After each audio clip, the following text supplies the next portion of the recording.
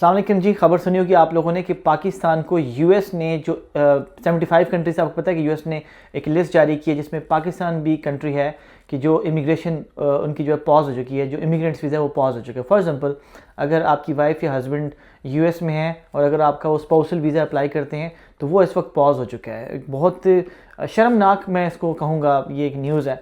पाकिस्तान को भी उन्होंने इस लिस्ट में डाल दिया, इंडिया को नहीं डाला लेकिन पाकिस्तान को डाल दिया है कि जो 75 कंट्रीज़ की लिस्ट में उसमें Wahid P for Pakistan, Pakistan P से एक ही कंट्री वो पाकिस्तान है।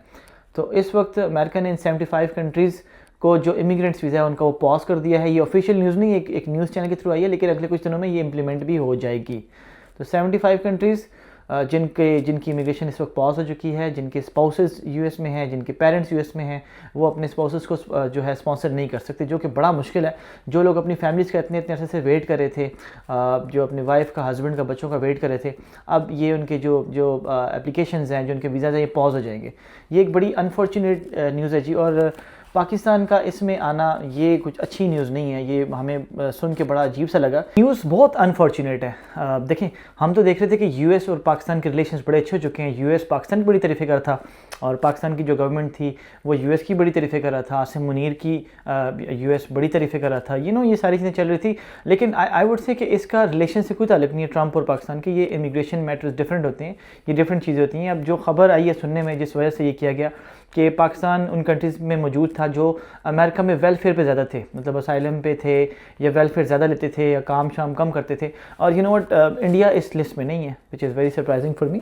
हालांकि इंडिया के भी लोग वेलफेयर लेते हैं, लेकिन क्योंकि इंडिया ने अपने आप को वहाँ पर बड़ा सेटल किया हुआ है, इंडिया वाले पॉलिटिक्स में बहुत ज़्यादा जो है एंटर रहते हैं वहाँ पर। पाकिस्तान वाले ना कनाडा में ना अमेरिका में पॉलिटिक्स में इतना एंटर नहीं रहते।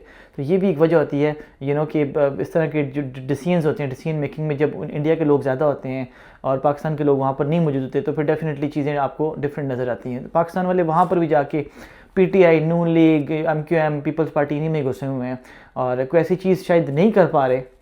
इतना इफेक्टिव नहीं है शायद, यूएस को ऐसा लगता है, या वेलफेयर पे ज़्यादा है। तो इसीलिए यूएस ने उनको, पाकिस्तान को उस कंट्रीज़ की लिस्ट में डाला है 75 कंट्रीज़ में कि जिनको अभी इस वक्त जिनकी इमिग्रेशन जो है वो पॉज पे चली गई है। मतलब जिनके स्पाउसेस, जिनके पेरेंट्स, जिनके वाइफ्स, बच्चे वगैरह इंतज़ार कर रहे थे फैमिली वीज़ा का, वो अब उनको फ़िलहाल एक तरह से पॉज लगा दिया गया। ये अच्छी न्यूज़ नहीं है, ये काफ़ी एम्बैरेसिंग न्यूज़ भी है कि पाकिस्तान, हम कह रहे थे कि पाकिस्तान अच्छी तरक्की कर रहा है, आगे निकल रहा है, लेकिन उसमें यूएस का इस तरह का जो डिसीजन जिसमें पाकिस्तान को भी लाना, ये काफ़ी एक एम्बैरेसिंग न्यूज़ है पाकिस्तानियों के लिए। बाकी जो लोग विज़िट वीज़ा वगैरह पर जो है अप्लाई वगैरह करेंगे यूएस में, उनको तो वीज़ा मिलेंगे, विज़िट वीज़ा कोई इशू नहीं है, लेकिन जो इमिग्रेंट्स वीज़ा हैं वो इस वक्त यूएस ने पॉज कर दिए हैं। तो ये एक न्यूज़ है जी, जो कि बड़ी अनफॉर्चुनेट न्यूज़ है और आज आई एम श्योर बहुत सारे लोगों तक ये बात पहुंच चुकी होगी। लेकिन मैंने कहा मैं भी आपकी तरफ ये न्यूज़ पहुंचा दूं कि अगर आपकी फैमिली, आपके बच्चे, आपके हस्बैंड यूएस में आपका इंतज़ार कर रहे हैं या आप पाकिस्तान में उनका इंतज़ार कर रहे हैं, तो आपको थोड़ा वेट करना पड़ेगा जब तक गवर्नमेंट उस लिस्ट में से पाकिस्तान को निकालती। अभी उन्होंने इसको फ़िलहाल पॉज कर दिया है, इमिग्रेंट्स वीज़ा जो है पाकिस्तानियों के लिए भी।